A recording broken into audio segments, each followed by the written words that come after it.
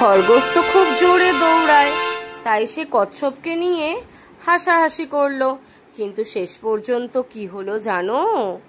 Hello ছোট্ট বন্ধুরা, গল্প দিদির আসরে তোমাদের স্বাগত। আজকের গল্প খরগোশ আর কচ্ছপ।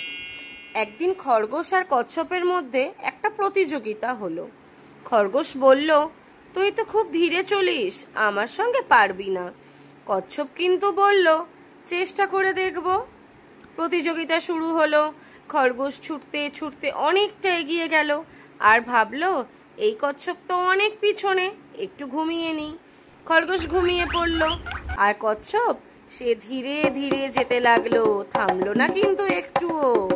খরগোশ যখন ঘুম ভেঙে উঠে দেখলো কচ্ছপ তো প্রায় ফিনিশ লাইনের কাছে পৌঁছে গেছে। খরগোশ দৌড়ে চেষ্টা করলো, কিন্তু তখন দেরি হয়ে গেছে। তাহলে নীতি কথা কি হলো? ধীরে চললেও জেতা যায় যদি আমরা নিয়মিত আর পরিশ্রম করি। Thank you.